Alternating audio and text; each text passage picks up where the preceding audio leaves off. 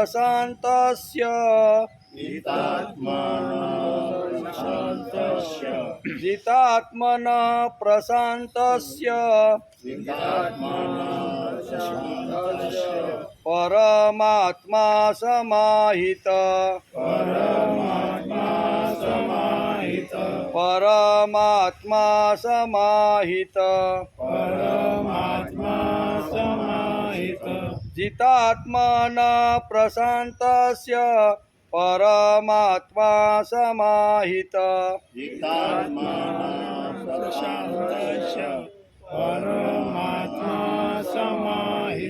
शीतोष्ण सुख दुःखेषु शीतोष्ण सुख दुःखेषु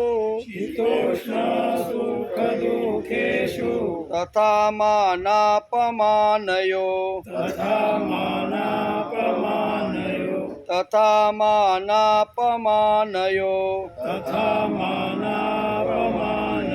शीतोष्ण सुख दुःखेषु तथा मानापमानयो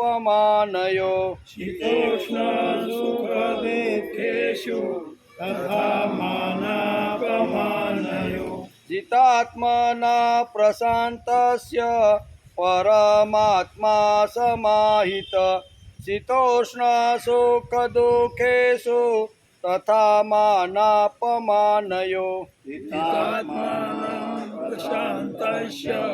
परमात्मा समाहित शीतोष्ण सुख दुःखेषु तथा मानापमानयो ज्ञान विज्ञान तृप्तात्मा ज्ञान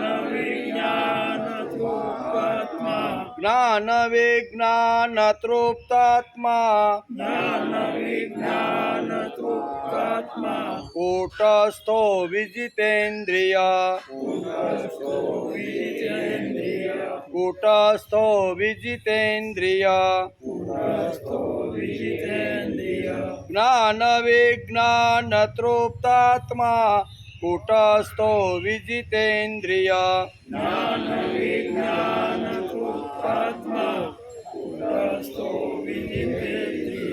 युक्त इत्युच्यते योगी युक्त इत्युच्यते योगी समलोष्टास्मकाञ्चन समलोष्टास्मकाञ्चन युक्त इत्युच्यते योगी समलोष्टास्मकाञ्चन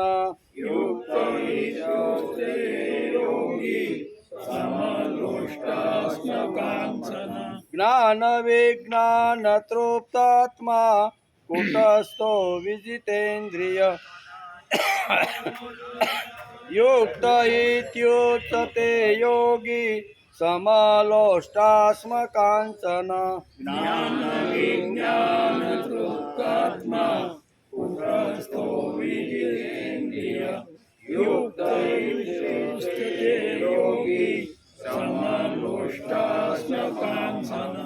सात आठ साथ है जितात्मना प्रशान्तस्य परमात्मा समाहित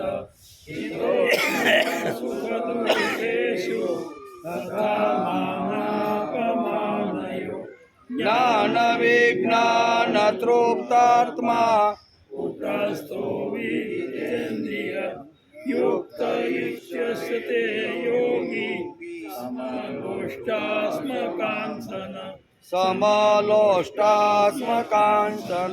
हरि ओम वसुदेवसुतं देवं कंसचाणूरमर्दनं देवकी परमानन्दं कृष्णं वन्दे जगद्गुरुं गुरुर्ब्रह्मा गुरुर्विष्णु गुरुर्देवो महेश्वर गुरुर्साक्षात् परब्रह्म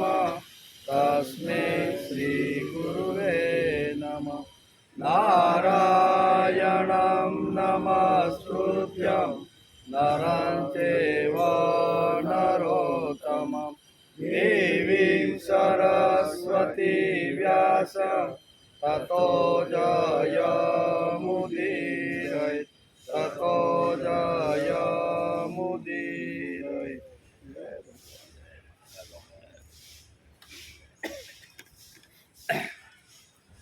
જીતાત્મના પ્રશાંતસ્ય પરમાત્મા સમાહિત શીતોષ્ણ સુખ દુઃખેષુ તથા માનાપમાનયો.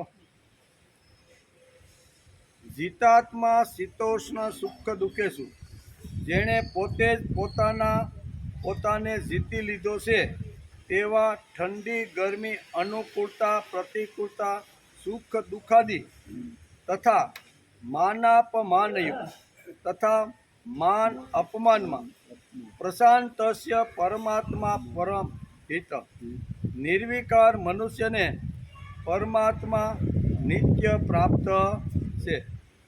શાંતિની વાત આવી ને, હમણાં શાંતિની વાત કરતા હતા. અહીં પ્રશાંતસ્ય, આ લોકોને શાંતિ મળે, બરોબર, એમ કહીને ભગવાન આ શ્લોકની અંદર આપણે સમજાવવા માગે છે. જેણે પોતે જ પોતાને જીતી લીધો છે, જેણે પોતે જ પોતાને જીતી લીધો છે તેવા ઠંડી ગરમી અનુકૂળતા પ્રતિકૂળતા સુખ દુઃખોમાં તથા માન અપમાનમાં નિર્વિકાર મનુષ્યને જ શાંતિ પ્રાપ્ત થાય છે. બધાને શાંતિ મળતી નથી. પરમાત્મા પાસેથી શાંતિ જોતી હોય તો આટલી વાતો જીવનમાં હોવી જોઈએ. પ્રશાંતસ્ય, જીતાત્માના, પરમાત્મા, શીતોષ્ણ સુખ દુઃખેશુ અને માનાપમાની, આ 5 વિશેષણો ભક્તને માટે વાપર્યા. પણ જે શાંત થઈ ગયો છે અથવા શાંતિ જેણે પ્રાપ્ત કરી લીધી છે એવા ભક્તોનું વર્ણન અહીંયા 5 વિશેષણો આપીને ભગવાન સમજાવે છે. એનો આજે આપણે વિચાર કરવાનો છે. શ્રીમદ ભગવદ્ ગીતા ચિંતન શરૂ થયું એનો 294મો દિવસ. ગઈકાલે આપણે શ્રીમદ ભગવદ્ ગીતાના 6ઠા અધ્યાયને 6ઠા શ્લોકને આપણે નમસ્કાર કર્યા. એમાં કઈ વાત હતી તો કે જે જીવાત્મા દ્વારા મન અને ઇન્દ્રિયો સહિત શરીર જીતવામાં આવ્યું છે, મન અને ઇન્દ્રિયો દ્વારા અહીંયા શરીરને જીતવામાં આવ્યું છે, એ જીવાત્માનો એ જ પોતે મિત્ર છે.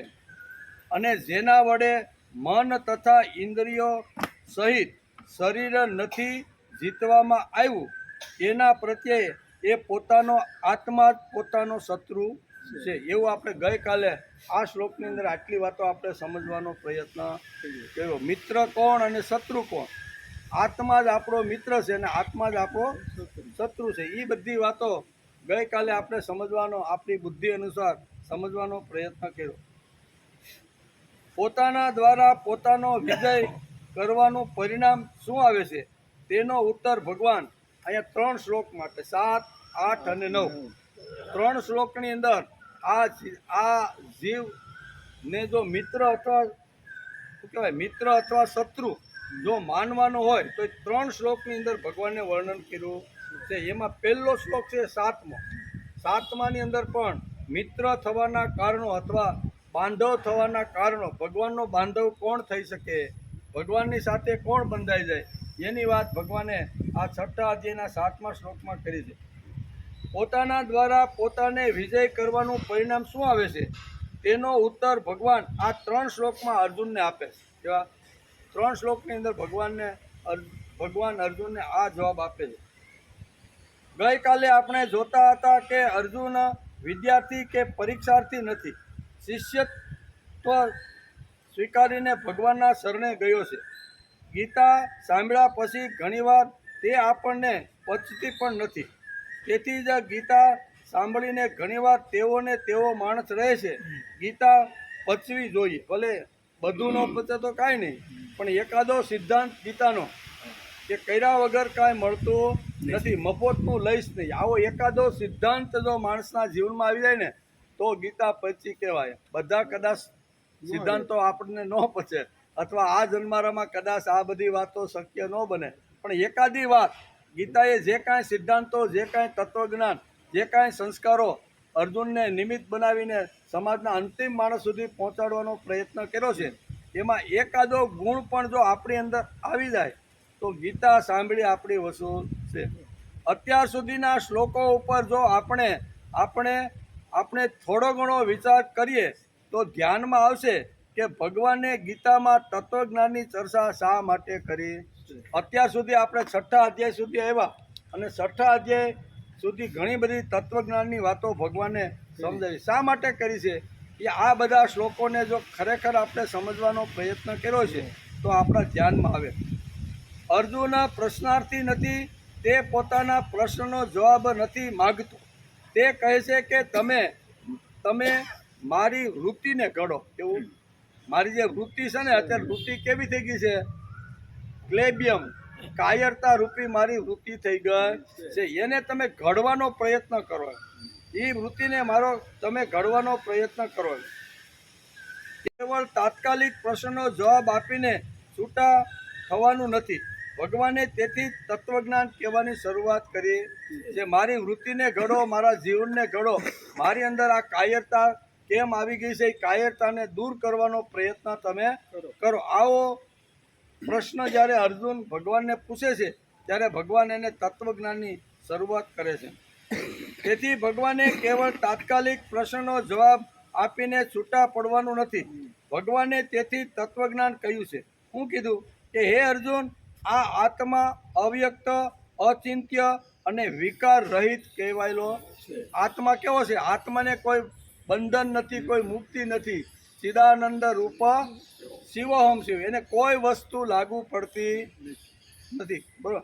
અહમ, શંકરાચાર્ય કહે છે ને, અહમ નિર્વિકલ્પો નિરાકાર રૂપો વિભુર્વ્યાપ્ય સર્વત્ર સર્વેન્દ્રિયાણામ સદા મે સમત્વમ ન મુક્તિર્ન બંધ ચિદાનંદ રૂપ શિવોહમ શિવો.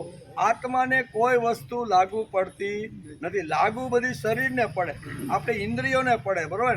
પણ અંદર રહેલું જે આત્મ તત્વ છે એને કોઈ વસ્તુ લાગુ પડતી નથી. હે અર્જુન, આ આત્મા અવ્યક્ત, અચિંત્ય અને વિકાર રહિત કહેવાય. કેવો?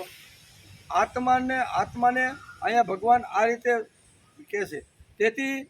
તેથી હે પાર્થ, આ આત્માને આ પ્રમાણે જાણીને તું શોક કરવા યોગ્ય નથી, એટલે કે તારે શોક કરવો ઉચિત નથી. આમ કહીને ભગવાન તત્વજ્ઞાન કહેવાની શરૂઆત કરે છે. તત્વજ્ઞાન આગળ કહેતા અર્જુનને ભગવાન કહે છે કે જન્મેલાનું મૃત્યુ નિશ્ચિત છે. કેવું? જાતસ્ય હિ ધ્રુવો મૃત્યુ.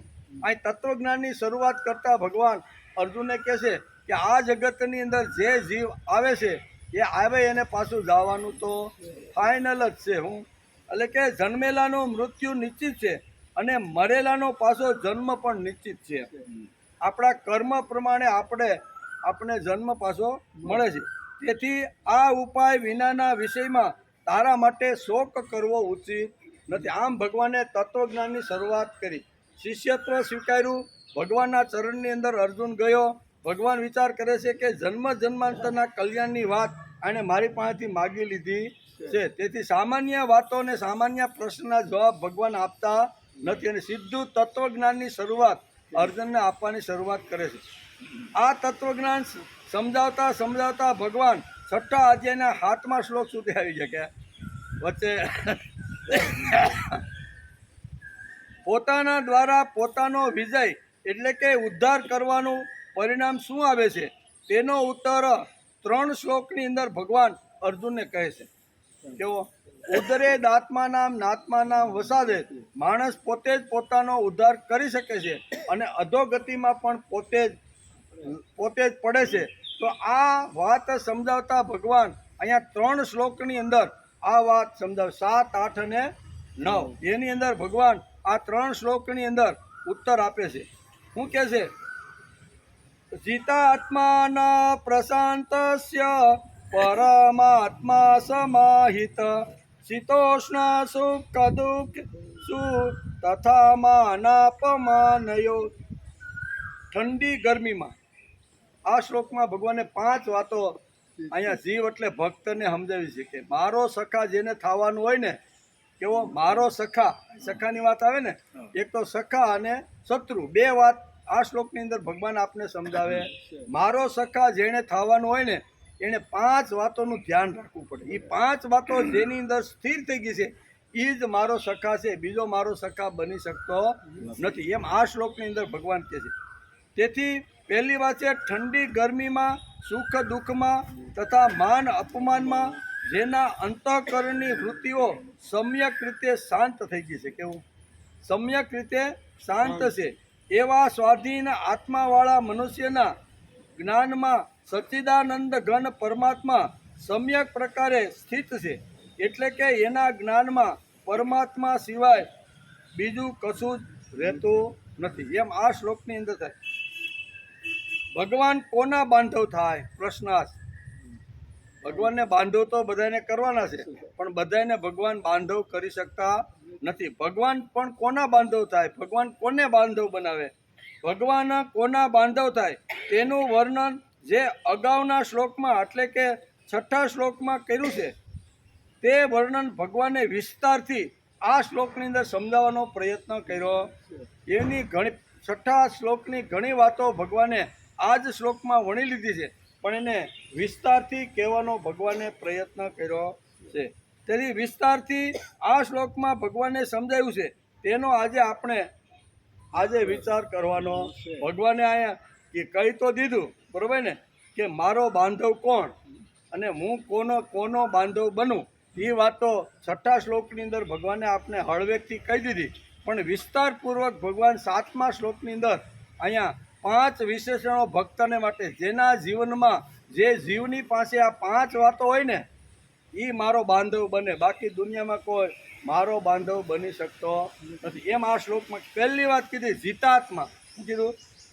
પહેલો શબ્દ આ શ્લોકમાં વાપર્યો જીતાત્માના પ્રશાંતસ્ય. પહેલો શબ્દ ભગવાને જીતાત્મા વાપર્યો, બરોબર. જીતાત્મા એટલે જેણે મનોવિજય પ્રાપ્ત કરી લીધો છે, તે મન ઉપર સવાર થઈ ગયો છે. મનને એ જ્યાં લઈ જાય ને ત્યાં જ મન જાય, આડું અવળું એની રીતે ભાગે નહીં. મનને જેણે સંયમિત બનાવી દીધું છે એના માટે જીતાત્મન આવો ભગવાને શબ્દ વાપર્યો. એની સંધિ છૂટી પાડી તો જીત એટલે જીત અને આત્મા એટલે આત્મા. આત્માના અર્થ એવો થાય છે. તેથી જીતાત્મા છે એટલે કે જેણે મનોવિજય પ્રાપ્ત કરી લીધો છે તે, એ પહેલી વાત છે.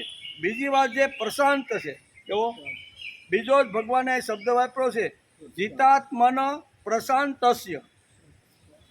જે પ્રશાંત છે એટલે કે જે નિર્વિકાર છે અને શાંતિ બ્રહ્મ છે, આ બીજી વાત. ત્રીજી વાત કીધી જે પરમાત્મા. શું કીધું? જીતાત્માના પ્રશાંતસ્ય પરમાત્મા. આખી લીટીની અંદર ભગવાને આ વાત કરી. ત્રીજી વાત કીધી છે જે પરમાત્મા છે તે, એટલે કે જેનો આત્મા શ્રેષ્ઠ છે, જેનો આત્મા મહાન છે, તેના માટે પરમાત્મા શબ્દ વપરાય. બધા માટે નહીં. જેનો આત્મા શ્રેષ્ઠ છે, જેનું જીવન શ્રેષ્ઠ છે અને જેનો જે મહાન થયો છે ને તેના માટે પરમાત્મા. આપણે કહીએ ને પરમાત્મા, ઘણીવાર શબ્દ આપણે બોલતા હોય તો પરમાત્મા એ સંસ્કૃત શબ્દ છે. એનો ગુજરાતી અર્થ થાય છે કે જેનો આત્મા શ્રેષ્ઠ છે તે, જેનો આત્મા કોઈ પણ પ્રલોભનની અંદર વાંકો વળી નથી જતો તે. ગમે તેવા પ્રલોભનો આવે પણ જેનો આત્મા કોઈના પગમાં ઝૂકી નથી જતો અથવા આવી રીતનો, એના માટે આત્મ શબ્દ છે. એ જે મહાન થયો છે તેના માટે ગીતાકાર અહીંયા પરમાત્મા શબ્દ વાપરે. મહાન જે લોકો થઈ ગયા છે એના માટે પરમાત્મા. આ ત્રીજી વાત છે. ચોથી વાત છે શીતોષ્ણ સુખ દુઃખેશુ. કેવી? શીતોષ્ણ સુખ દુઃખેશુ. શાંત અને ઉષ્ણ તેમજ સુખ અને દુઃખ જે મને સમાન લાગે છે તેવો જીવ. કેવો? શીતોષ્ણ સુખ દુઃખેશુ. શીત આવે, ઉષ્ણ આવે, સુખ આવે, દુઃખ આવે, એ ચારે ચાર જે દ્વંદ્વો આવે ને તો એની અંદર જે શાંત રહેશે તે, આવો જે જીવ છે ને એ જ મારો બાંધવ બની શકે. અને પાંચમી વાત કરી છે માનાપમાનયો તુલ્ય. કેવો? માનાપમાનયો તુલ્ય એટલે કે માન અને અપમાનમાં પણ જેની દ્રષ્ટિ સમ રહી છે તે લોકો ભગવાનની સાથે જોડાયેલા છે અને ભગવાનના બાંધવ બની શકે, બીજા કોઈ બની શકે. એટલે આજે આપણે 5 વાતોને સમજવાની છે. કેટલી? ભગવાનનો બાંધવ બનવું હોય તો જીવે શું શું કરવું જોઈએ ને એ ભગવાને આ શ્લોકની અંદર સરસ રીતે અર્જુનને નિમિત્ત બનાવી માનવ જાતને આ સંદેશો આપ્યો છે. એટલે એનો આજે આપણે વિચાર કરીએ કે ભગવાને ભક્તના માટે આ 5 વિશેષણો વાપર્યા. એમને ભક્ત થવાતું નથી. ચોટલી રાખવા માંડ્યા, મંદિરે જવા માંડ્યા, અબોટિયું પહેરવા લાગ્યા, શનિવારના શું કહેવાય એકટાણા કરવા લાગ્યા, એકાદશીના ઉપવાસ કરવા લાગ્યા.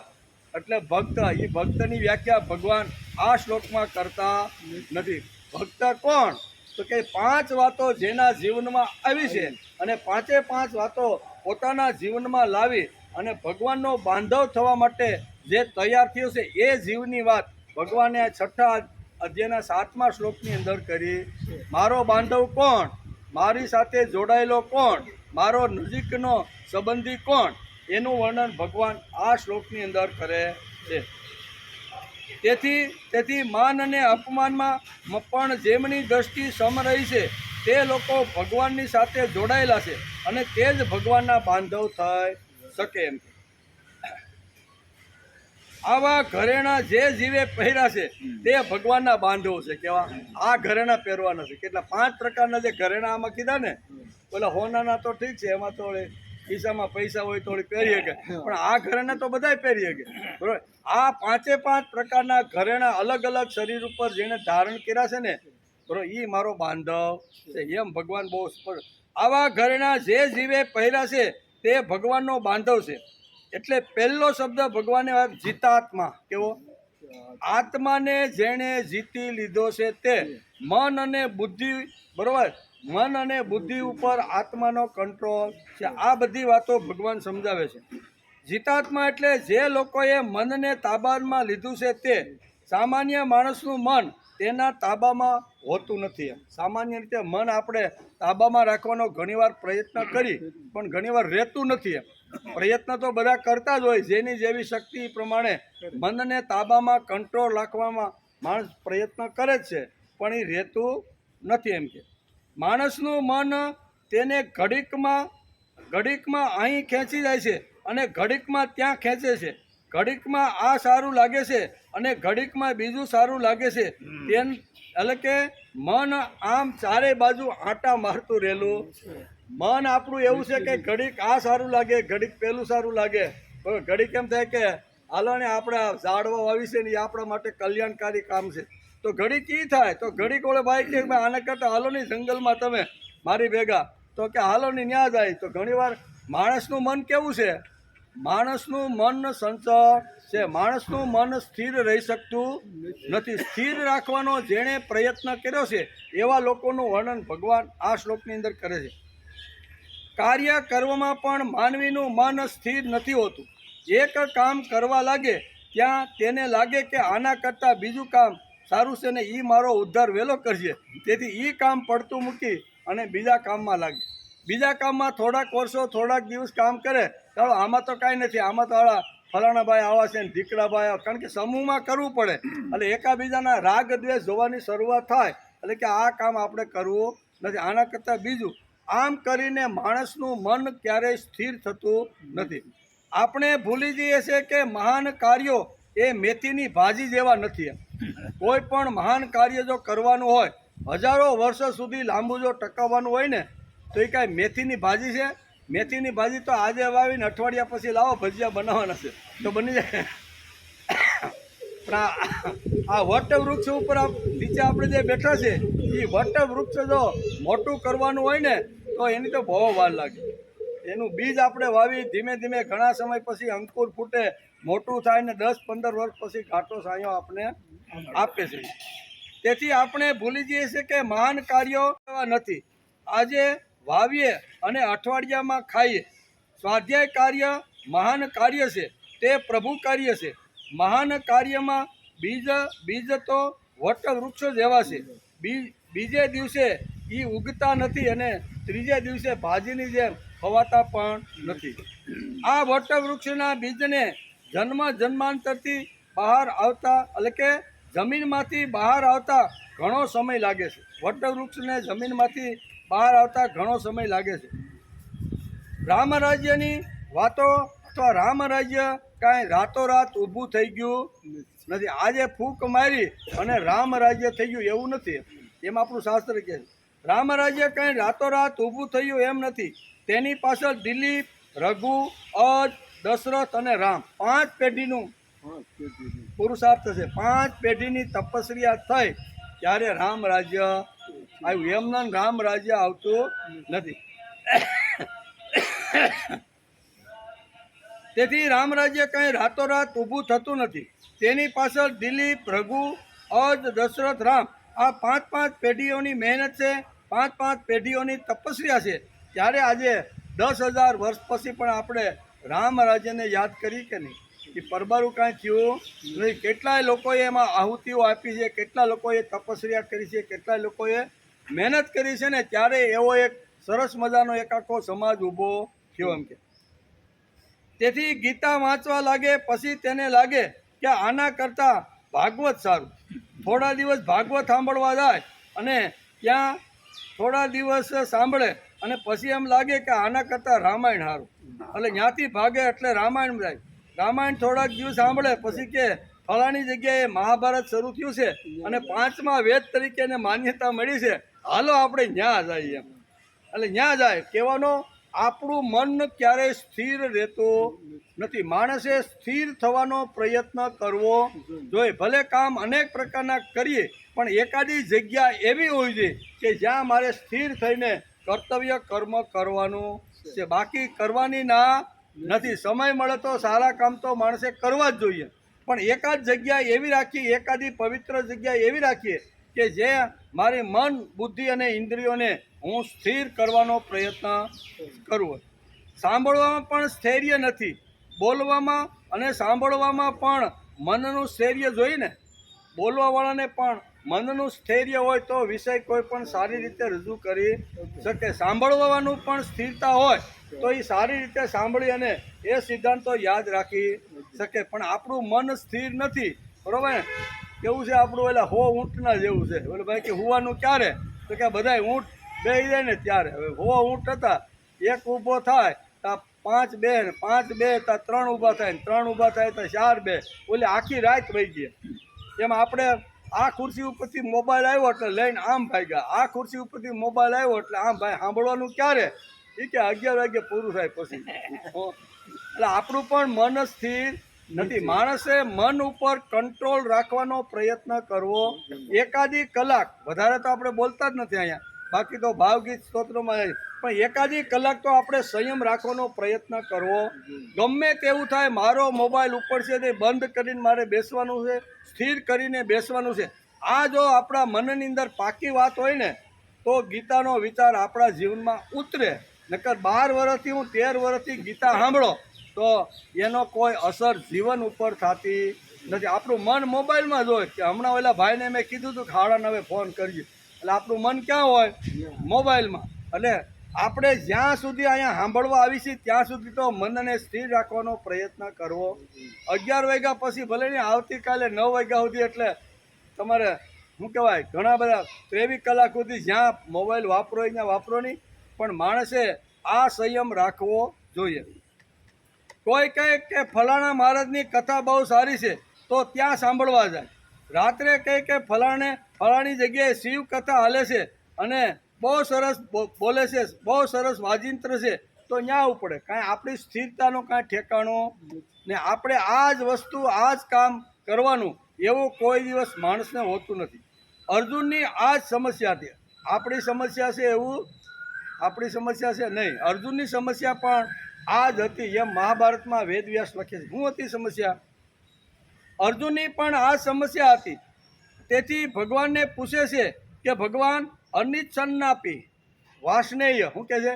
અનિચ્છન્નાપી વાસનેય બલ, એટલે કે બલદીવ, એટલે કે મારી ઇન્દ્રિયો એટલી પાવરફુલ છે ને, એટલી સંચળ છે ને, એને કાબૂમાં રાખું છું પણ કાબુમાં રહેતી નથી. એટલે આપણો પ્રશ્ન છે એવું નથી. અર્જુનનો પણ પ્રશ્ન છે કે ભગવાન મન ચંચળ છે અને ચંચળ મનને ઘણીવાર દબાવીને સંયમિત રાખવાનો પ્રયત્ન કરું છું, પણ મન એટલું બધું ચંચળ છે કે એ હાથમાં કે આવી રીતનું રહેતું નથી.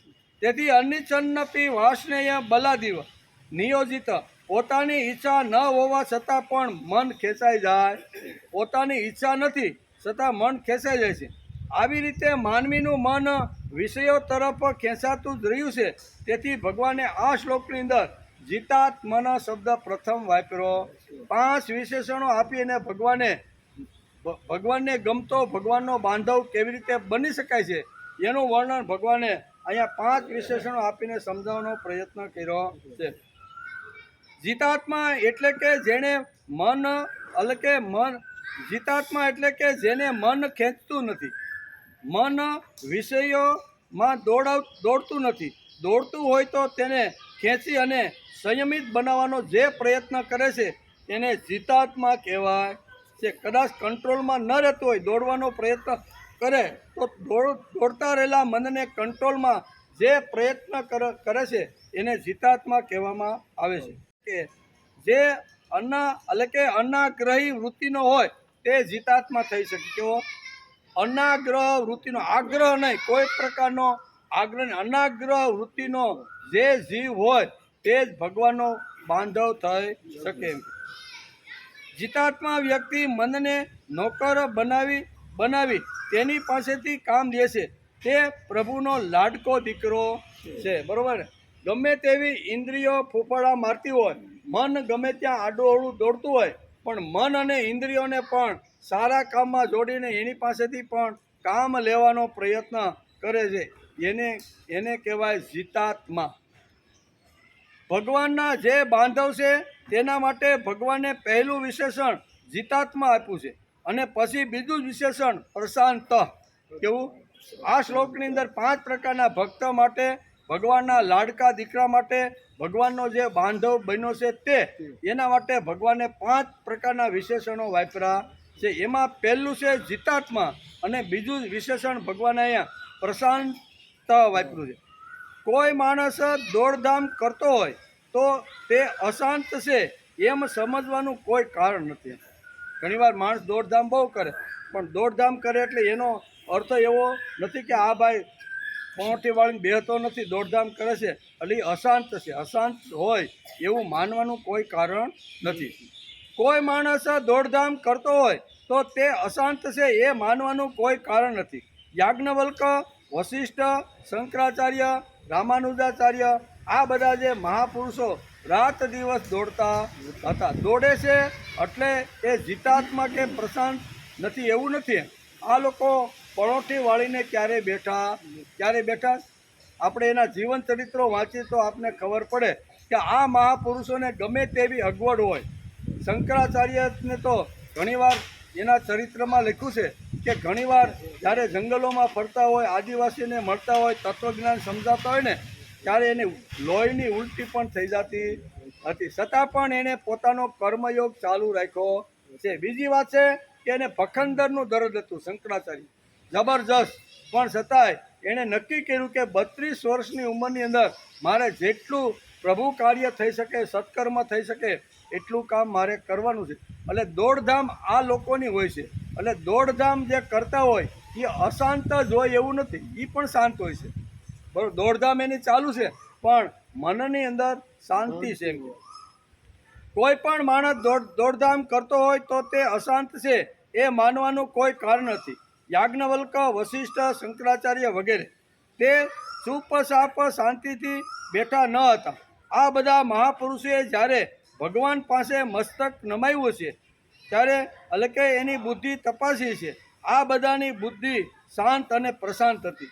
ભગવાન પાસે કર્મ કરતો આ જગત છોડીને આ બધા જીવો ભગવાનની પાસે ગયા છે ત્યારે ભગવાનને એને માથું નમાયું કે ભગવાન તમે જે હેતુ માટે અમને મોકલ્યા હતા ને એ બધું જ કામ અમે કરીને આવ્યા છે. એમ કરી અને મસ્તક આ મહાપુરુષ યાજ્ઞવલ્ક છે, વશિષ્ઠ છે એવા મહાપુરુષો ભગવાનના ચરણની અંદર મસ્તક નમાવે અને એ વખતે ભગવાન એનું મસ્તક વાંચે અને આ ઋષિઓ કે ભગવાન તમે અમારું મસ્તક ધોઈ લ્યો એમ. તેથી તે ચૂપચાપ નથી બેઠા ન હતા.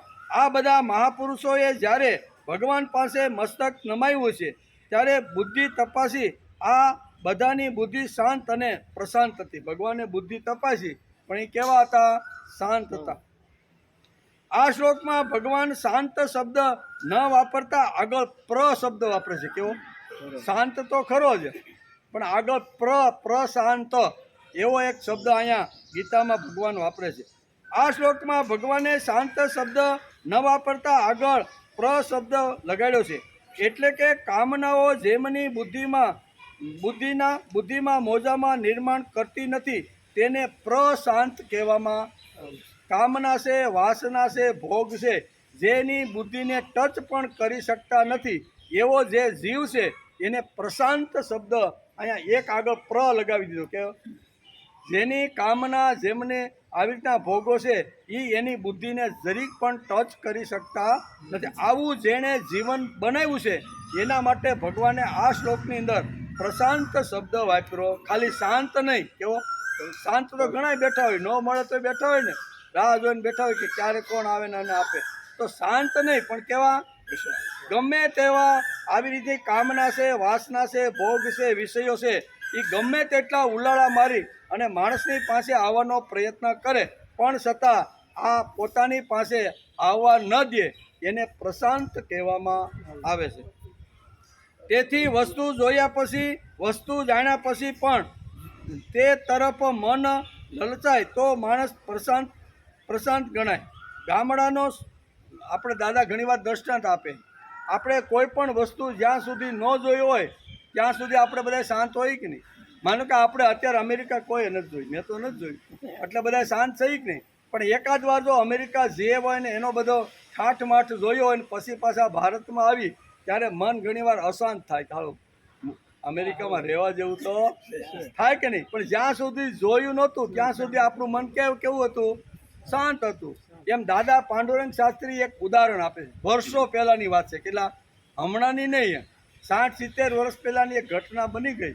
એ કે મુંબઈની અંદર એક મુખી માણસ, ગામડાનો મુખી એટલે પટેલ, આપણે પટેલ કહેતા ને ગામની અંદર પટેલ એક કહેતા, પોલીસ પટેલ આપણે એટલે એ પટેલ મુંબઈમાં ગયા વર્ષો પહેલાં, જ્યારે પેદલ સાયકલની વ્યવસ્થા ગામડામાં નહોતી એવા કાળમાં.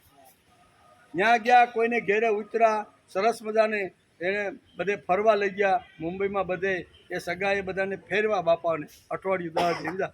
ઘેરે પણ સરસ મજાની આરામ ખુરશી, આપણે આરામ ત્યાં કંઈ આરામ, એટલે એ ખુરશી એના ઘરમાં હતી. એટલે બાપાને રોજ એ ખુરશી ઉપર પેલા ભાઈ બેહાડે, દાદા તમારા બેવાનું, એટલે શાંતિથી બે વિચાર કરે. ખુરશી બહુ સરસ છે, આવી ઘેરે જઈને બનાવું તો કેવું લાગે? અહીં તો મને આનંદ આપે છે પણ આવી ખુરશી મારી પાસે મારી ઘેરે નથી એમ કે. એટલે બાપા પછી અઠવાડિયું 10 દી રોકાઈને મુંબઈથી પાછા પોતાના ગામડા મુખી બાપા આવ્યા. વિચાર કરવા લાગ્યા. રોજ વિચાર કરે કે મુંબઈમાં જે ખુરશી ઉપર લાંબા ટાટિયા કરીને બેઠો હતો ને એવી ખુરશી મારે બનાવી. એટલે હુતાર પાસે જાય, હુતારને ડિઝાઇન આમ છે, એની પટ્ટી આમ હતી, ઓલા સ્ક્રૂ આમ બેઠા. ઓલાને મગજમાં ન ભાઈ કે બાપા તમે શું કહેવા માગો છો, બરોબર? એટલે ઘણે 8-10 દી સુધી માથાકૂટ કરી પણ હુતારના મગજમાં જે બાપાને જે ટાઈપની મગજમાં ખુરશી ગમતી હતી ને એ ખુરશીનો આકાર એ હુતારને આપી શક્યા નહીં. એટલે વિચાર કે શું કરવું, કેવી ખુરશી મારે બનાવી, પણ આ બનાવી દેતા ને. એવું 2-3 મહિના સુધી સતત વિચાર કર્યો. એક દિવસ ભેહોનું રોજ ત્યાં ઓટલા ઉપર બાપા, આ પોલીસ બાપા બે રોજ જોવે કે આવી ખુરશી મારે બનાવવાની હતી પણ અમારા મિસ્ત્રીએ બનાવી આપી. એના મગજમાં, મારા મગજમાં જે ખુરશી છે એ બનાવી શક્યા નહીં એમ કે. એટલે રોજ આવી રીતના ઓટલા ઉપર બેઠા દાંતણ કરતા વિચાર કરે કે આવી ખુરશી તો જોઈ છે. એમ કરતાં ભેહું, જૂના કાળની ભેહું, બરોબર ને, એટલે ગોવિંદરે આપણે મૂકવા જાય ને, વામ કરે ગોવા, એટલે બધા ગાયું ભેહું હોય ને એને ગોવિંદરે મૂકવા જાય. એ ગોવિંદરે મૂકવા માટે જતા હતા, એક 5-7 ભેંસોનું ટોળું લઈ, અને એમાં શિંગડા મોટા અને વાંકા આમ વળી ગયેલા. બાપા ઓટલા ઉપર બેઠા હતા. વિચાર આવ્યો કે બસ આવું જ હતું કે મુંબઈમાં હું જે ખુરશી ઉપર બેઠો હતો ને એમ કરી દોડી 2 પગ શિંગડામાં ઘાલી દીધા બાપા.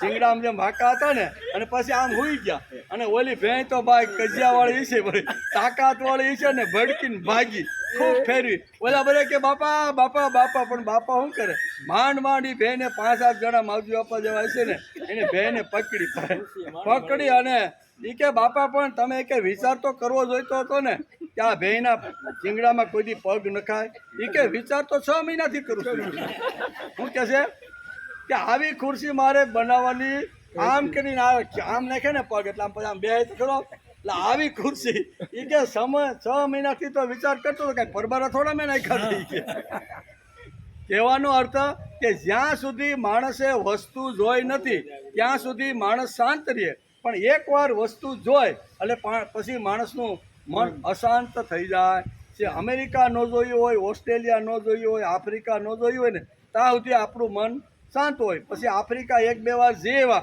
અને પછી ભાઈ વગાર વરસાદે કેટલી શેરડી થાય છે શું આનો વૈભવ છે શું શાકભાજી છે એમાં પેસ્ટિસાઇડ નહીં યુરિયા નહીં ડીએપી નહીં ખરેખર અહીંયા આવીને પાછો વિચાર આવે કે અમેરિકામાં 2000 વીઘા જમીન લેવા જેવી તો ખરી પણ જ્યાં સુધી અમેરિકા કે આફ્રિકા જોયું નહોતું ત્યાં સુધી મનની અંદર કોઈ અશાંતિ હતી અશાંત ક્યારે થાય એક વસ્તુ જોયું અને એ વસ્તુ જોયા પછી મારે આવી બનાવી છે અથવા એ વસ્તુ મારી થવી જોઈએ એ જ્યારે મનની અંદર ગડબડ થાય ને ત્યારે માણસ અશાંત થાય છે એટલે ગીતાકાર કહે છે કે પ્રશાંત કોણ તો કે સામે વિષયો આવે સામે ભોગ આવે સામે ગમે તેટલી લાલચ પ્રલોભન આવે પણ જે પ્રલોભનની અંદર જે કોઈ દિવસ જે લપટાતો નથી ને એને પ્રશાંત કહેવામાં ભગવાને શબ્દ વાપર્યો કેવો શાંત શબ્દ નહીં કેવો પ્રશાંત આ બધા મહાત્માઓ છે ને એ મારા લાડકા દીકરા છે મારા બાંધવો છે અને ગમે તેવા પ્રલોભનની અંદર અટવાઈ જતા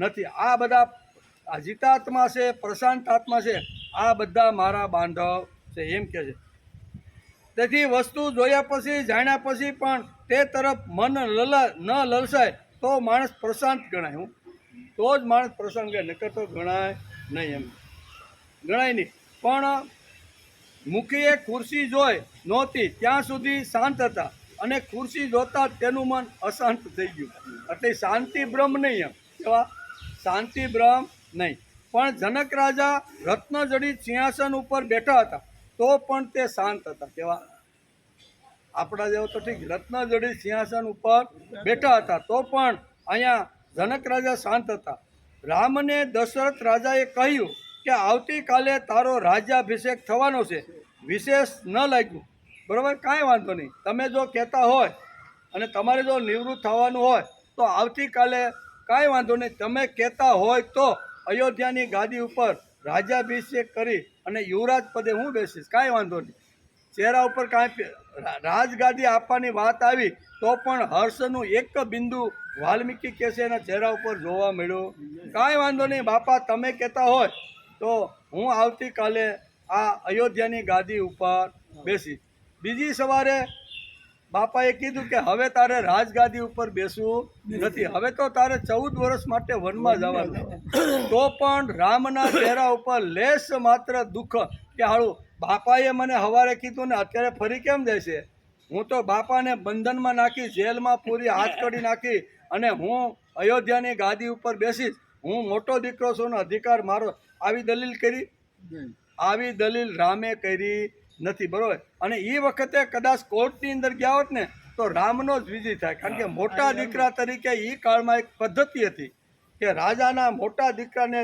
રાજગાદી આપવામાં આવતી હતી પણ રામે તકરાર કરી સવારમાં કીધું કે ભાઈ આવતીકાલે તૈયાર થઈ જાય ભાઈ તને આવતીકાલે રાજા બનાવો કાંઈ વાંધો નહીં બાપુજી બરોબર અને બીજે દિવસે સવારે કે કાંઈ વાંધો નહીં તમે મને જંગલમાં મોકલતા હોય તો જંગલમાં જવાની તૈયારી લેશ માત્ર ચહેરા ઉપર આવી રીતનો કાંઈ થયું નથી એટલે એને કહેવાય પ્રશાંત કેવો પ્રશાંત શબ્દનો અર્થ જો આપણે સમજવાનો હોય ને તો આ પ્રસંગ ઉપરથી આપણે સમજી શકીએ છીએ એમ 2 વાતો ભગવાને કરી હજી 3 વાતો બાકી છે કેટલી 3 વાતો એટલા માટે કે અહીં ભગવાન પોતે જ પોતાનો બાંધવ નક્કી કરે છે કે મારો બાંધવ કોણ તો મારો બાંધવ થવા માટે જીવની પાસે ભક્તની પાસે આટલા ગુણો હોવા જો એ જ મારો બાંધવ થઈ શકે એવો આ શ્લોકની અંદર ભગવાને કીધું પાણી ટાઈમ થઈ ગયું. 7 ની અંદર ભગવાનનો ભક્ત બનવા માટે, ભગવાનનો બાંધવ બનવા માટે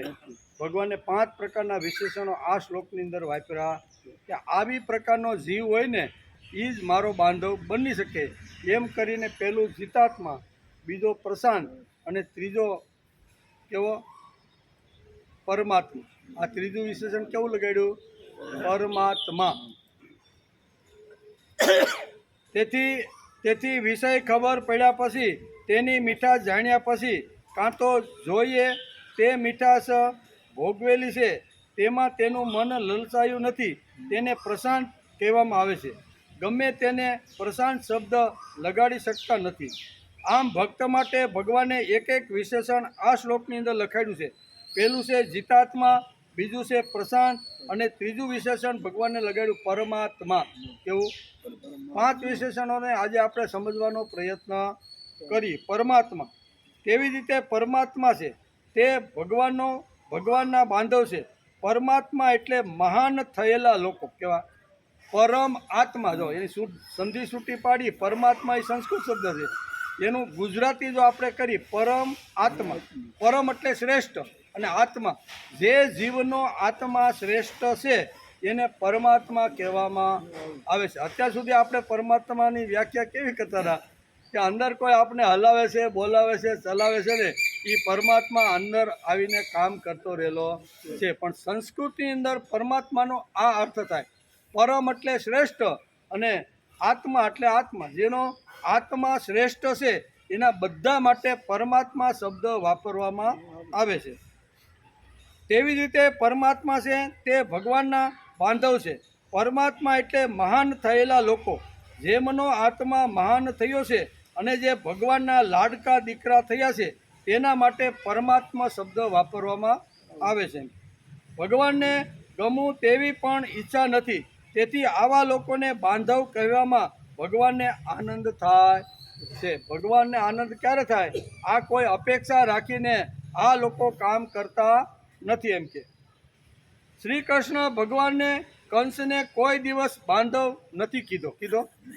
કૃષ્ણ ભગવાને કોઈ દિવસ કંસને બાંધવ કીધો કે ના ના તું અમારો સંબંધી છો, તું મારો મામો છો, તું મારો. એને ક્યારેય અહીંયા ભગવાન શ્રી કૃષ્ણે અહીંયા કંસને ક્યારેય બાંધવ કે તું મારો મામો છો એ અર્થમાં ક્યારેય નથી કીધું. પણ આપણને મામા, માસી, ફઈ, વેવાય આ બધા બાંધવ લાગે છે. બરાબર? એ આવવા ગયા તો આવી, એ ના પાડી જાય એટલે આપણે શાંતિથી બેસી જાય. વેવાઈને આવી ગયા હોય બરોબર, આવતી વખતે લાકડી તૈયાર કરી હોય અને વેવાઈને બરોબર ટપકી પડે તો આપણે શું કરીએ? કાંઈ વાંધો નહીં, બદલાય એટલે કાલ જાવ. વેવાઈને થોડા મળવાના.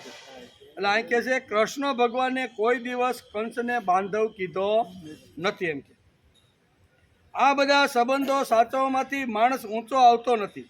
ભગવાને કોઈના માટે આ શબ્દ ન ઉચ્ચારતા કેવળ અર્જુનને કહ્યું ઈષ્ટોસ્મી મેં સખા. સખા એટલે બાંધવ. તું મારો બાંધવ છે. ભગવાને પોતાના મુખથી અર્જુનને ઈષ્ટોસી મેં સખા એમ કરીને ભગવાન અહીંયા અર્જુન માટે હાંક મારે છે. એમ તે અને ચોથું વિશેષણ ભગવાનને લગાડ્યું છે બાંધવ માટે અલકે વાપરતા ભગવાન શીતોષ્ણ સુખ દુઃખે છું. આ ચોથું અહીંયા વિશેષણ ભગવાને અહીંયા જે શું કે વિકસિત જે જીવ થયો છે અથવા ભક્ત જે જીવ થયો છે ને એના માટે ભગવાને આ વિશેષણ લગાડ્યું છે. ચોથું વિશેષણ ભગવાને શીતોષ્ણ સુખ દુઃખે છું. શારીરિક સુખ દુઃખની તેમને પરવા હોતી નથી. સુખની અલકે સુખથી હરખાઈ જતો નથી અને દુઃખ આવતા વ્યથિત થતો નથી. આવો જે જીવ છે ને એ જ મારો બાંધવ થઈ શકે. પ્રશ્ન અહીંયા એ છે, ભગવાને 6થા શ્લોકની અંદર બાંધવ અને શત્રુની વાત કરી. મારો શત્રુ કોણ અને મારો બાંધવ કોણ એનો વિસ્તારથી વર્ણન કરતા ભગવાન 7મા શ્લોકમાં કહે છે કે જેણે શીતોષ્ણ સુખ દુઃખે છું. શીત એટલે ઠંડુ અને ઉષ્ણ એટલે ગરમ. સુખ એટલે સુખ અને દુઃખ એટલે દુઃખ. આ ચારે જે દ્વંદ્વો સામે આવતા જેનું મન ક્યારેય હરખાઈ જતું નથી અને ક્યારેય એ વ્યથિત થતું નથી ને આવો જીવ છે એના માટે ભગવાને અહીંયા શીતોષ્ણ સુખ દુઃખદા આવો શબ્દ વાપર્યો છે. તેમને માટે સુખ અને દુઃખ સરખું છે. માન અને અપમાન પણ તેમને મન સરખાશે. તેથી જીવનો આ વિકાસ છે. ભગવાન આવા લોકોની સાથે બાંધવ થઈને રહેવાનો પ્રયત્ન કરે. ભગવાન બધાને બાંધવ બનાવતા નથી. આવા જીવન બનાવવાનો જેણે પ્રયત્ન કર્યો, ગમે તેવી પ્રતિકૂળ પરિસ્થિતિમાં પણ માણસ જો હિંમતથી ઊભો રહી શકે, આવું જીવન ઘડવાનો જે ભક્તોએ પ્રયત્ન કર્યો, એ બધા જ ભક્તો મારા બાંધવો છે. બરોબર, બધા ભક્તો મારા બાંધવો છે. પાંચમી વાત છે માનાપમાનયો સ્તુલ્ય. આ સ્થિતિ કઈ રીતે આવે? માનાપમાનયો તુલ્ય એટલે માન અપમાનની અંદર પણ જે સમ રહે છે એનું વર્ણન ભગવાન અહીંયા પાંચમા વિશેષણ તરીકે આ શ્લોકની અંદર કહે છે. માનાપમાનયો સ્તુલ્ય એ ભૂમિકા લાવી હોય તો માણસે પોતાનો અહમ ભગવાનમાં ઓગાળી નાખવો. કાઢવાનો નથી, પણ શું છે? ઓગાળી નાખવો. ભગવાનની અંદર આ અહમ જે મારો છે ને, એ અહમ ભગવાનની અંદર ઓગાળી નાખવું છે, તો જ આ સ્થિતિ આવે. તેથી જ આદ્ય ગુરુ શંકરાચાર્ય કહે છે, શું કહે છે? સત્યપી ભેદા પગમે. શું કહે છે? સત્યપી ભેદા પગમે નાથ તવાહમ ન મામકી ન સ્ત્વમ સામુદ્રો હિ તરંગ ક્વચન સામુદ્રો ન તારંગ. આવો આદ્યગુરુ શંકરાચાર્ય પોતાના સ્તોત્રની અંદર, પોતાની પ્રાર્થનાની અંદર આ વાત શું લખે છે? તો કે હે નાથ, બે હાથ જોડીને આદ્યગુરુ શંકરાચાર્ય ભગવાનને કહે છે કે હે નાથ, મારા તમારાનો ભેદ ચાલ્યો ગયો. કયો? મારા તમારા ભેદ ચાલ્યો ગયો હોવા છતાં હું આપનો છું, આપ મારા નથી. એમ કેવો? મારા તમારા વચ્ચેનો ભેદ ચાલ્યો ગયો. સત્યપી ભેદા પગમે, ભગવાન તમારો અને મારા વચ્ચેનો ભેદ ચાલ્યો ગયો, છતાંય હું તમારો છું, તમે મારા નથી. તમે તો આખી દુનિયાના છો. શું કે છે શંકરાચાર્ય? આ લખે છે તમે આખી દુનિયાના છો, એટલે કે આપ મારા નહીં. જેમ તરંગ મોજું સમુદ્રનું છે, પણ સમુદ્ર તરંગોનો નથી. એમ સમુદ્ર તરંગોનો નથી. તરંગોમાંથી મોજા ઉત્પન્ન થાય એટલે શું કહેવાય? સમુદ્રથી છૂટું પડેલું એ એક મોજું છે, પણ મોજું એટલે સમુદ્ર નહીં, એમ કહેવાનું છે. એમ શંકરાચાર્ય કહે છે. એટલે કે તમારા મારા વચ્ચેનો ભેદ ચાલ્યો ગયો હોવા છતાં હું આપનો છું, આપ મારા નહીં. જેમ તરંગ મોજું સમુદ્રનું છે, પણ સમુદ્ર તરંગોનો નથી. એ ભગવાન હું તારો એક જ, એટલે કે હું તારો, ભગવાન હું તારો, એ એક જ સમજની આ લોકોએ યુક્તિ વાપરી છે. ભગવાન આ લોકની, એટલે કે આ લોકોની પાછળ તું મારો બાંધવ કઈ અમસ્તા આવા મહાપુરુષો સાથે અમથા ભગવાન સગપણ બાંધતા નથી. ભગવાન કાંઈ અમથું સગપણ બાંધે? પ્રહલાદ, નારદ, પરાશર, પુંડલિક, વ્યાસ, વશિષ્ઠ, આ લોકોની સાથે ભગવાને બાંધવ તરીકેનું જે સગપણ બાંધ્યું, એ કાંઈ યમનન બાંધતા નથી. આવા મહાન લોકો જાતે ઉઠીને સગપણ બાંધવા જતા નથી. તેથી ભગવાન તેને બારણે આવીને એનું બહારનું ખખડાવે. આ લોકો કાંઈ ગોતવા જતા નથી, પણ કામ જ એવું કરે, જીવન જ એવું જીવે, એટલે ભગવાન પણ એનું બહારનું ખખડાવતા આવે કે મારો લાડકો દીકરો ક્યાં રહે છે. એટલે તો ગોદાવરીના તટ ઉપર આવ્યા એક બ્રાહ્મણ. કેવા? ગોદાવરીના તટ ઉપર વર્ષો પહેલાં એક બ્રાહ્મણ આવ્યો, ગોદાવરીમાં સ્નાન કર્યું, ત્યાં બેઠેલા લોકોને પૂછ્યું કે ભાઈ, મારે એકનાથનું બહારનું ખખડાવવાનું છે, એ એકનાથ ક્યાં રહે છે? એટલે બહારનું ખખડાવવા માટે ભગવાન પોતે સામે ચાલીને આવે છે. બરાબર ને? એટલે અહીંયા ગોદાવરીમાં સ્નાન કરીને મારા તમારા જેવે કીધું કે અહીંથી તમે થોડાક આગળ જાશો, પછી એક આડી શેરી આવશે, ત્યાંથી સીધા જાશો ને એટલે એકનાથનું ઘર આવશે. અને એ દરવાજો ખખડાયો કે નહીં? ભગવાન કાંઈ દ્વારકા અહીંયા ખખડાવવા માટે, શું કહેવાય, એકનાથ કાંઈ દરવાજો ખખડાવવા માટે દ્વારકા ગયા નથી. દ્વારકાપતિ દરવાજો ખખડાવવા માટે એકનાથના ઘેરે આવીને હાકળ ખખડાવ્યા. એકનાથ તો ચાંદીના ઝૂલા ઉપરથી શાંતિથી પ્રભુનું સ્મરણ કરતા કરતા બેઠા હતા. એમથી કોણ આવ્યું? એણે જોયું તો એક આગંતુક, કોઈ અજાણ્યો માણસ, બ્રાહ્મણ, ધોતી જભો પહેરેલો એક કોઈ બ્રાહ્મણ આવ્યો છે, અને બ્રાહ્મણ આવ્યો એટલે કીધું કે આવો આવો, ક્યાંથી આવો છો, કેમ છો, બધા ખબર અંતર એકનાથ પૂછે છે. એ ખબર અંતર પૂછે ને એ પહેલાં જ અહીંયા ચાંદીના હિંડોળા ઉપર જે એકનાથ ઝૂલા ઉપર જે બેઠા હતા ને એના જ્યાં પગ પડતા હતા ને ત્યાં બ્રાહ્મણ આવીને એના પગ પાસે બેસી ગયો.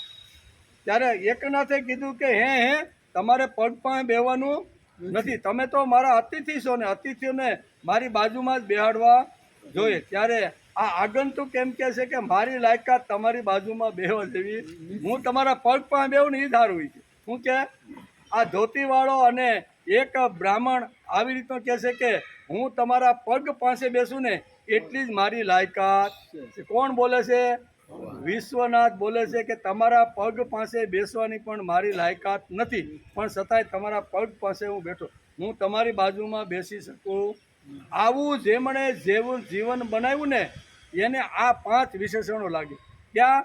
જીતાત્મા, પ્રસાતંસ્ય, પરમાત્મા, શીતોષ્ણ, સુખ દુઃખ અને માન અપમાન. આ 5 ગુણો એકનાથના જીવનની અંદર આપણે જોવા મળે છે. એનું ચરિત્ર આપણે જો વાંચીને તો ખબર પડે કે આ 5 ગુણોનો ભંડાર અથવા 5 પ્રકારના જે ઘરેણા છે ને એ એકનાથે પહેરેલા છે. એકનાથે પહેરેલા હોય તો ભગવાન સામેથી એનો બાંધવ બનવા માટે આવે, અને ભગવાન એના બાંધવ બન્યા કે નહીં.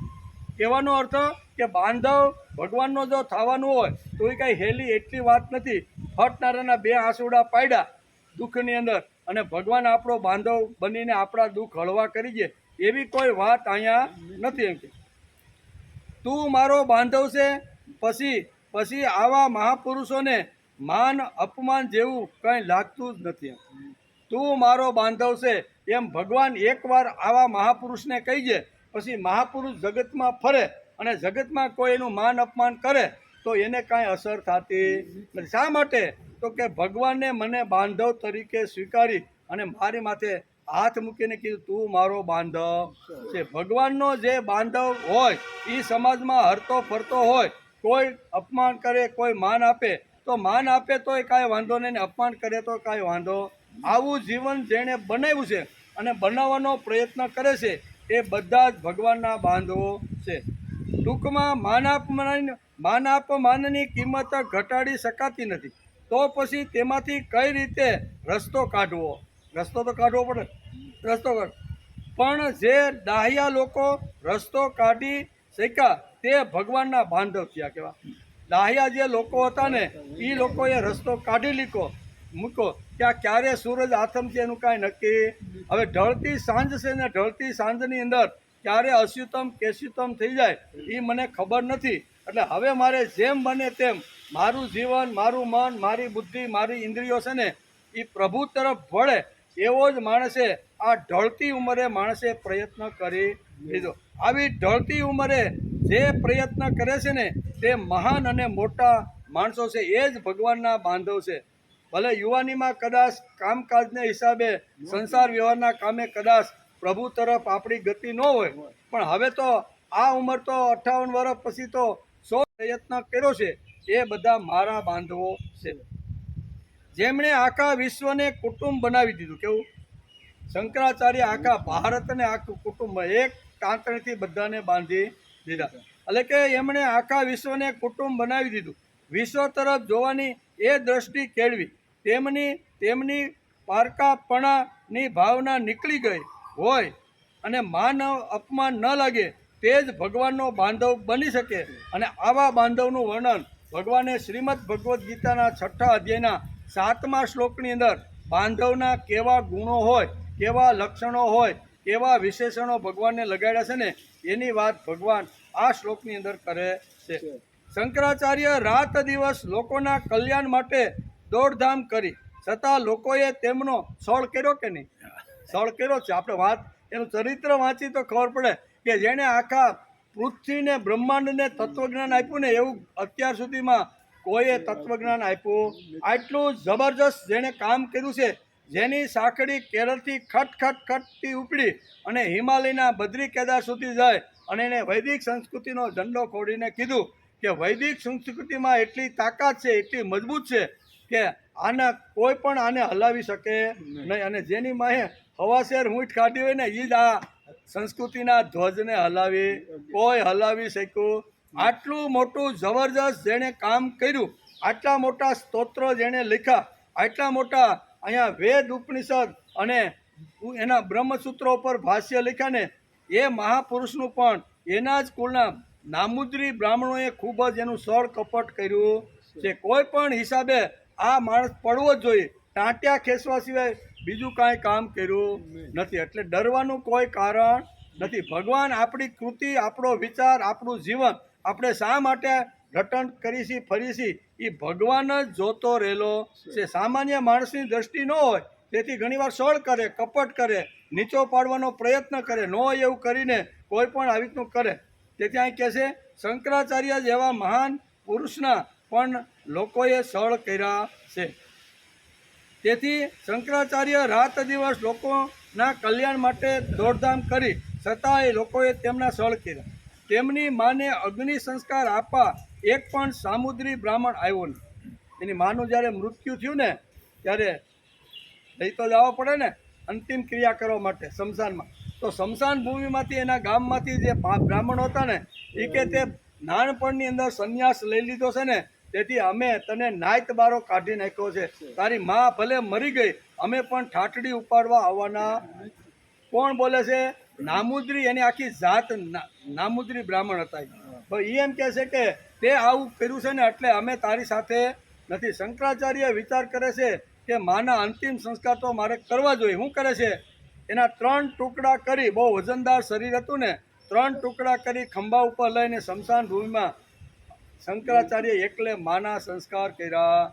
આટલું જબરજસ્ત દુનિયાને હજારો વર્ષ સુધી માર્ગદર્શન જે મહાપુરુષે આપ્યું, એમની પણ એ કાળના લોકોએ આવી સ્થિતિ કરી નાખી છે. તો આપણી સામે માન અપમાનનું કદાચ કાંઈ આવે તો ઘૂંટડો ઉતારી જવાનો, એમાં કાંઈ આપણે કાંઈ નાના થઈ જતા નથી. આ બધાના ચરિત્રો, મહાન પુરુષના ચરિત્રો આપણે આ સમજાવે છે કે આટલી વિકટ પરિસ્થિતિની અંદર પણ એને ભગવાનનું કામ છોડ્યું નથી. અંતિમ શ્વાસ સુધી 32 વર્ષ સુધી રાત દિવસ ગમે તેટલી અગવડ સહન કરીને વૈદિક સંસ્કૃતિ સમાજમાં ટકવી જોઈએ, વૈદિક સિદ્ધાંતો સમાજના ઘર ઘર સુધી જવા જોઈએ. ગીતા, ઉપનિષદ અને બ્રહ્મસૂત્રો, આ 3 ઉપર ભાષ્ય લખીને એણે કીધું કે આ 3 વાત સમાજના અંતિમ માણસ સુધી જવી જોઈએ. રાત દિવસ પ્રયત્ન કર્યો, પણ એના જ લોકોએ એને સળ કરી અને આવી રીતનું એ લોકોને પણ હેરાન કરવામાં બાકી રાખ્યું નથી.